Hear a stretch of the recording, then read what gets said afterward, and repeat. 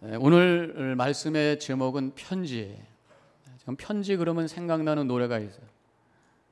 그만 중학교 2학년 때 급가로 불렀던 선생님이 이거는 꼭 다 외우라고 그래가지고 열심히 외워서 노래를 불렀는데 어니언스의 편지 말 없이 이렇게 시작되는 거예요. 여기는 뭐 아는 사람들이 모르는 분들도 많이 계실 것 같아요. 근데 지금 제가 그 가사를 가만히 읽어보니까 이별의 편지더라고. 뭐 좋은 가사도 아닌데 선생님이 왜 우리한테 그 노래를 부르라고 했는지 모르겠어요. 아마도 본인이 무슨 실현 당해가지고 그 아픈 마음에 그 달래기 위해서 우리를 부르라고 그러놓고 본인이 감상했는지도 모르겠어요. 요즘은 편지 별로 쓰지 않습니다. 물론 편지라고 하는 게 무슨 뭐 빌이나 내고 뭐 그럴 때 오는, 요새 빌도 편지로 안 하죠. 그냥 인터넷으로 다 하기도 하고 그러는데, 옛날에 편지 쓸 때 보면은 시간과 정성을 참 많이 썼던 것 같아요. 여러분들 편지 친구들한테 썼던 거 기억나죠? 일단은 편지지를 사야 되잖아요. 문방구 가가지고 편지지가 여러 개 좋은 게 많이 있습니다. 이쁜 거 고르고 어떤 때는 막 향수 나는 그런 편지지가 걸러가지고 와서 이제 씁니다. 근데 쓰다가 또 틀리면 안 되잖아요. 연습장에다 먼저 쓰고 그걸 이제 베껴 쓰죠. 그거 나서 이제 그걸 또 붙여야 되니까 그걸 또 봉투에 넣어가지고 우체국에 가가지고 우표 붙이고 그렇게 보냈던 것이 옛날에 우리가 주고받았던 거 아니에요? 그러니까 보내는 것도 정성이지만 이 받을 때 기쁨도 대단했던 것 같아요. 근데 요새는 뭐 그냥 띵 하면 띵 하고 오고 뭐 깍톡 깍톡 하면서 서로 주고받고 그러는데, 그러면서 실시간으로 그냥 요새는 금방 제가 한국에 있으면서 헤일이 IT에서 일어난 선교 사진도 받고 글도 읽고 서로 주고받고 하면서 아주 실시간의 그런 경험이 있습니다만은 이 편지 자체에 대한 그 애틋함과 그 정성 이런 것은 옛날 같지가 않죠. 편지 기다려봤던 적이 있습니까? 되게 기다렸던 편지는 뭐였을 것 같아요? 연애 편지 기다려 보셨어요? 저는 2년 반을 연애를 했는데 연애 편지 한 두세 번밖에 주고받지 못했던 것 같아요. 맨날 만나니까 뭐 연애 편지 주고받을 틈도 없었어요. 제가 기다렸던 편지는 미국에 유학하기 위해서 어플리케이션 폼을 내고 그 다음에 이제 admission letter, 그러니까 입학 허가서를 기다릴 때 아마 가장 기다렸던 편지가 아닌가 싶습니다.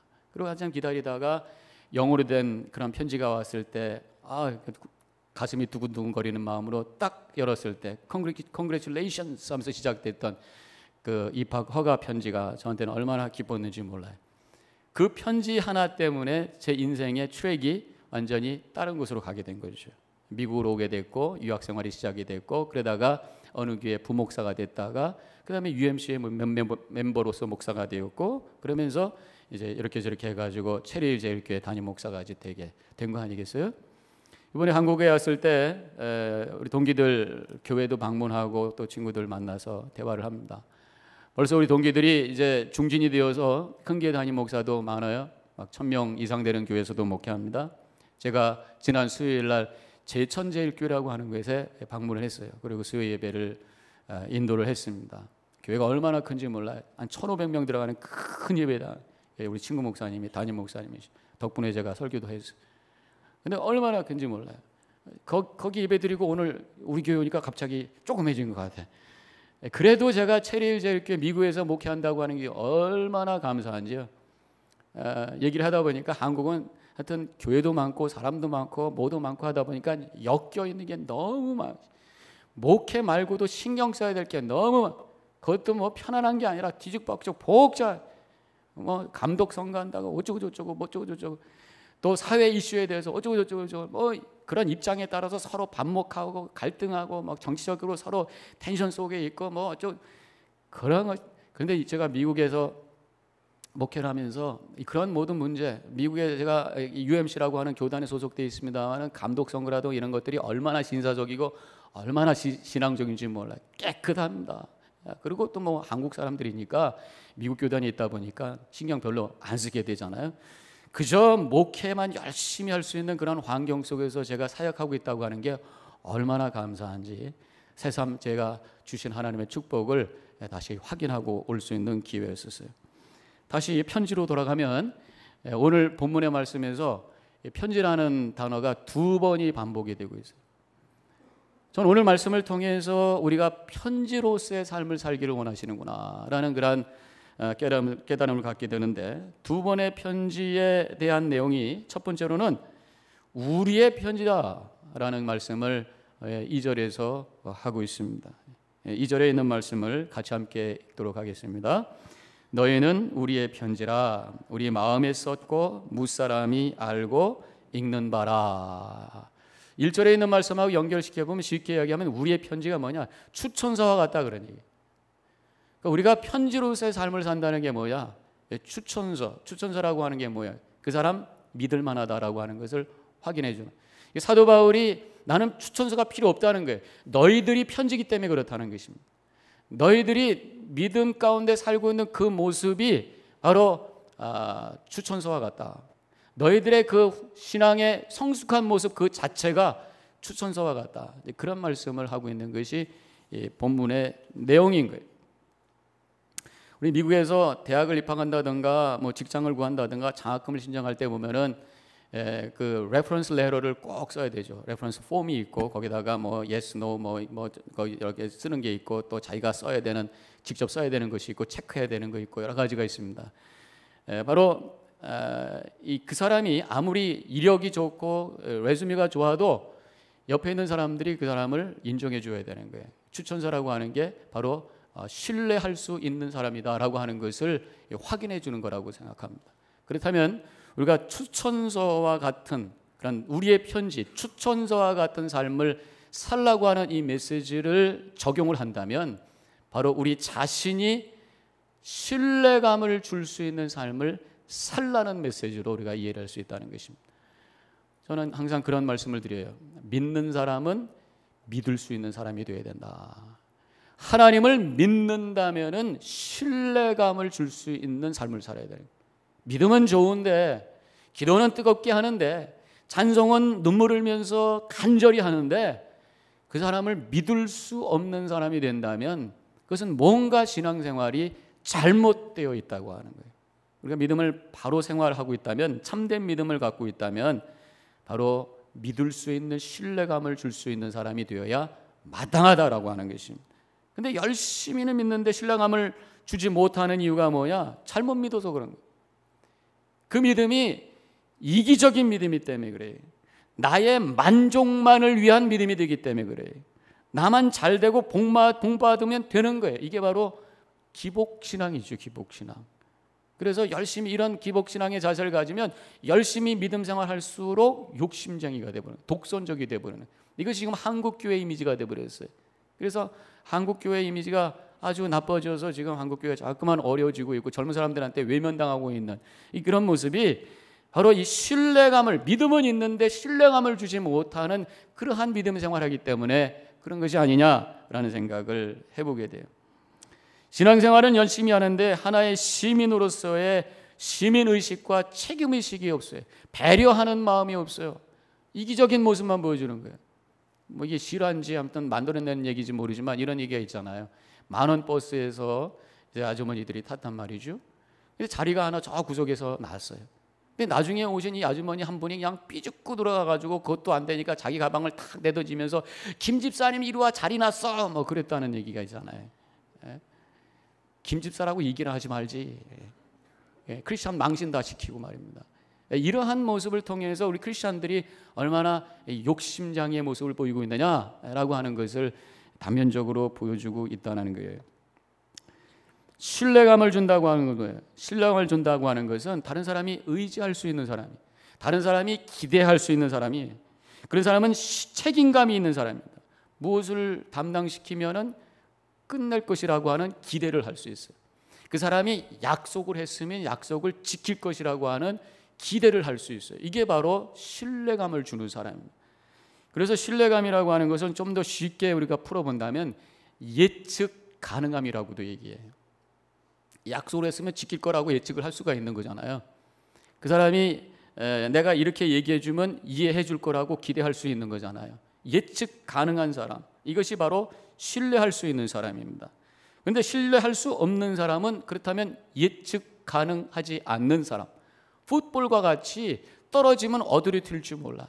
오늘은 좋다고 그랬다가 내일은 막 미웠다고 그랬다가, 오늘은 행복했다고 했다가 내일은 막 화냈다가, 약속을 했다가 그것을 또 약속을 지키지 않았다가 뭐 왔다 갔다 일관성이 없는, 안정되지 않은, 순간순간마다 변해버리는 이러한 모습은 신뢰할 수 없어요. 왜 그렇습니까? 중심이 없어서 그런 거예요. 자기 중심적으로 살기 때문에, 자기의 느낌, 자기의 욕심을 따라 살기 때문에 그때그때 다른 거예요.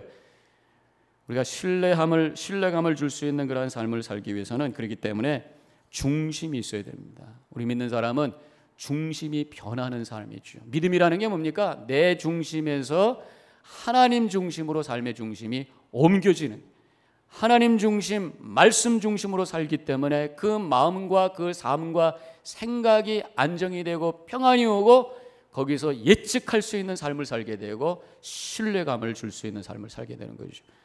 시편 62편 1절과 2절에 다윗이 이렇게 고백을 하잖아요. 나의 영혼이 잠잠히 하나님만 바라며 나의 구원이 그에게서 나는도다. 오직 그만이 나의 반석이시고 나의 구원이시고 나의 요새시니 내가 크게 흔들리지 아니하리로다. 이런 말씀을 하고 있습니다. 하나님만 내가 보기 때문에 내가 요동하지 않습니다. 이것은 어떤 감정적인 것만이 아니라 내 삶의 부분에 대해서, 나의 가치에 대해서 흔들림이 없이 평안하게, 일관성 있게, 안정감 있게 신뢰할 수 있는 사람으로 살게 된다는 거예요. 우리 체리일제일교회 모든 성도님들이 신뢰감을 줄 수 있는 추천서와 같은 그런 삶을 살아가시기를 주님의 이름으로 간절히 축원합니다. 두 번째로 오늘 말씀에 편지라는 단어가 나오는데 그것은 그리스도의 편지라는 말씀이 나오고 있어요. 3절에 있는 말씀입니다. 다 같이 함께 읽겠습니다. 너희는 우리로 말미암아 나타난 그리스도의 편지니 이는 먹으로 쓴 것이 아니요 오직 살아계신 하나님의 영으로 쓴 것이며 또 돌판에 쓴 것이 아니요 오직 육의 마음판에 쓴 것이라. 여기서 그리스도의 편지, 우리의 삶이 나를 신뢰케 해주는 추천서에 머무는 것이 아니라 더 나아가서 궁극적으로는 예수 그리스도의 뜻을 전하는 편지의 삶을 살기를 원하는 것이 하나님의 뜻이라는 것입니다. 그렇다면 우리 주님께서 이 세상에게 나눠주기 원하는 최고의 소식이 뭐겠어요? 여러분들이 한번 대답해 보세요. 하나님께서 이 세상에 전하기 원하시는 최고의 소식을 두 단어로 뭐라고 그래? 복음인 줄로 믿습니다. 복음, 많이 듣잖아요. 복음, 굿뉴스, 가스펠, 복음. 그래서 우리가 그리스도의 편지로서의 삶을 산다고 하는 것은 복음을 전하는 삶을 사는 거예요. 복음을 전한다고 하는 게 뭐냐? 무엇보다도 먼저 말로 전하는 거예요. 말로, 입으로 전하는 거예요. 말이 있어야 됩니다. 구체적으로 말이 입으로 나와야 되는 거예요. 성경에는 이 말씀, 말이라고 하는 것이 생명이 있고 인격이 있고 능력이 있는 것으로 표현되고 있습니다. 그래서 하나님께서 세상을, 우주를 창조하실 때에 말씀으로 창조하신 거예요. 말씀으로 빛이 있으라 했을 때 그 말씀이 능력이 되어서 빛을 만들고 또 세상을 만들었단 말이에요. 하나님께서 이 세상을 구원하실 때 말씀을 통해서 구원하신 거예요. 바로 예수 그리스도가 말씀이신 예수 그리스도, 말씀이신 분이, 말씀이 이 땅에 오신 분이 예수 그리스도라고 요한복음 1장에서 말씀하고 있어요. 원어로는 로고스, 말씀이라는 거예요.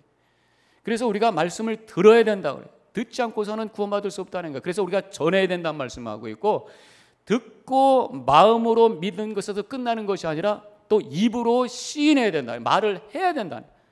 그렇기 때문에 말씀으로 전해지고 말씀으로 고백하고 말씀으로 창조하고 말씀으로 구원하고 이 말이 필요하다는 말씀을 하고 있어요.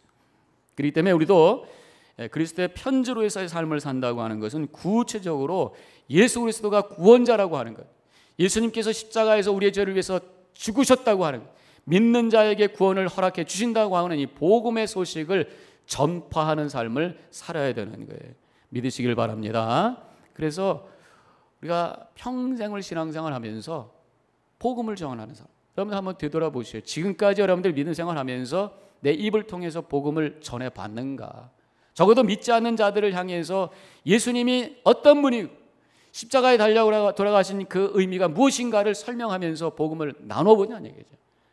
우리 그리스도의 편지로 해서 삶을 산다면 우리가 이 복음을 전하는, 믿지 않는 자들에게 또 믿음이 흔들리는 자들에게 복음을 전하는 그런 삶을 살아야 된다고 하는 것, 오늘 말씀을 통해 다시 한번 확인해야 될 줄로 믿습니다. 더 나아가서 복음을 전한다고 하는 것은, 복음이라는 게 뭐예요? 기쁨의 소식이잖아요. 굿뉴스잖아요. 바로 내 입술을 통해서 즐거운 소식이 흘러가야 되는 거예요. 복음, 예수 그리스도의 소식 전하는 것, 더 나아가서 내 말이, 내가 다른 사람들에게 기쁨의 소식, 좋은 소식이 흘러나갈 수 있는 삶을 사는 것이죠. 그건 뭐겠습니까? 다른 사람들에게 용기를 주고 격려를 주고 기쁨을 주고, 내가 이 얘기를 하면 다른 사람들이 기뻐하고, 내가 말을 하면 다른 사람들이 힘을 얻고, 뭔가 덕스러운 말이 흘러가고 칭찬의 말이 흘러가고, 뭐 그러한 삶을 살아, 그러한 단어와 그러한 언어를 사용하는, 그런 말을 하는 삶을 살아나가는 것이 바로 복음의 말을 하는 것이 아니겠느냐는 거죠. 우리의 입을 통해서 다른 사람을 정죄하고 다른 사람을 미워하고 다른 사람을 욕하고 저주하는 삶을 산다면 그것은 복음의 삶이 아닌 거예요. 그것은 그런 하나님의 뜻을 이루는 편지의 삶이 아닌 것입니다. 우리가 말을 통해서 다른 사람들에게 기쁨을 주는 삶, 더 나아가서 복음의 삶을 살아야 돼요. 복음을 전하는 것, 더 나아가서 복음의 삶을 사는 것. 내 존재 자체가 다른 사람들에게 기쁨이 된다면 그것이 그리스도의 편지로서의 삶을 산다는 거죠.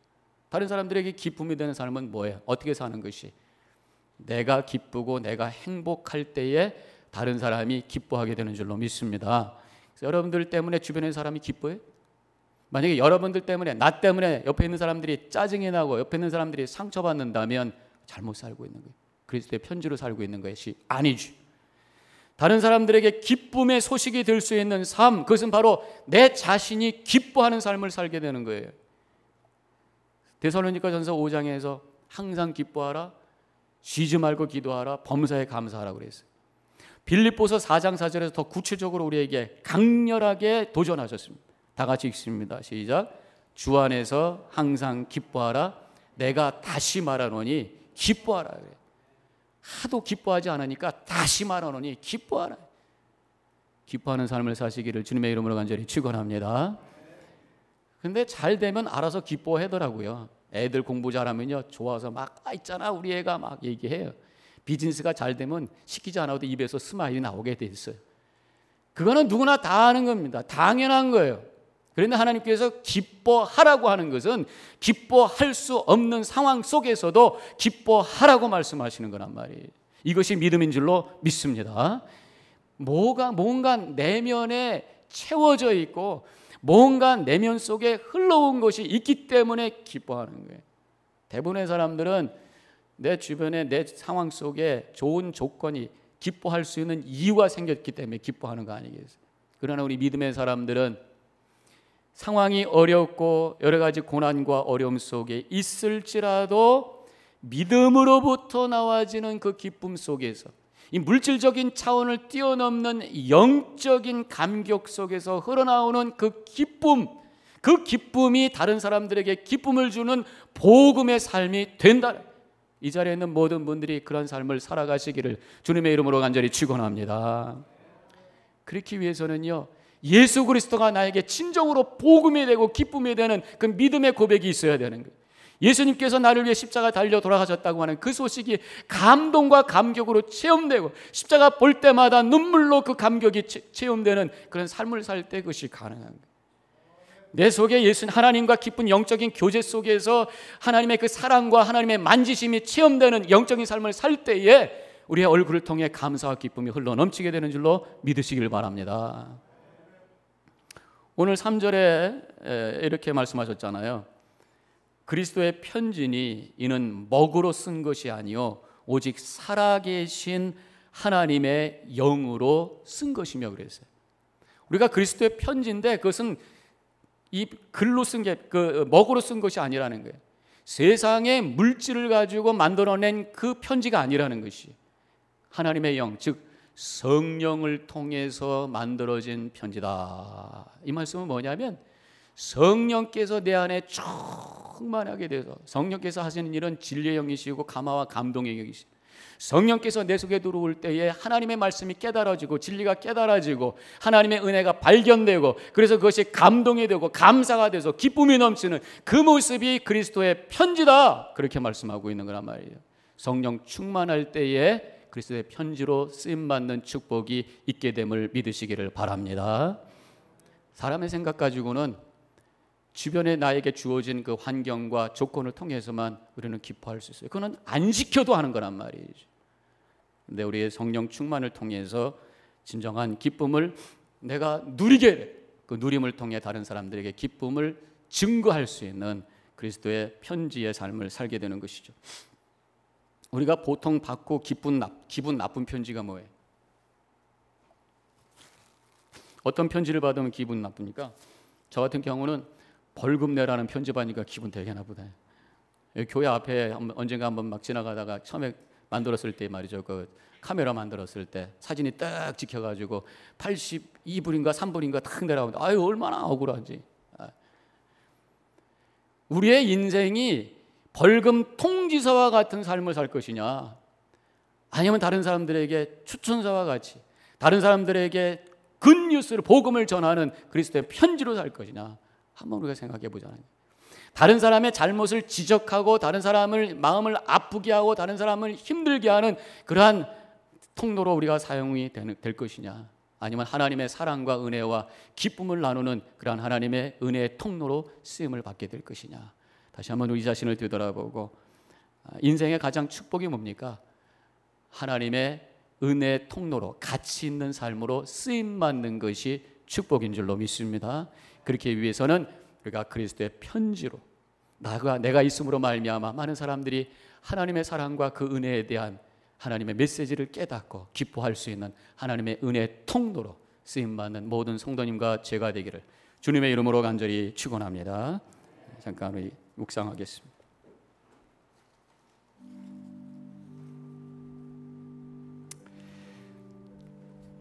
우리 자신이 어떤 모습인가를 한번 되돌아보십시다. 벌금 통지서와 같이 다른 사람에게 부담을 주는 그런 삶을 살고 있는가요? 아니면 좋은 소식을 전하는 편지와 같이 그리스도의 편지로 쓰임받고 있는가요? 먼저 우리가 예수 그리스도가 나의 진정한 복음인 것을 깨달을 때에 그 입술을 통해 증거되고 우리의 삶을 통해 증거되는 그리스도의 편지의 삶을 살게 될 줄로 믿습니다. 자신을 되돌아보시고 결단하시기 바랍니다. 묵상 기도합니다.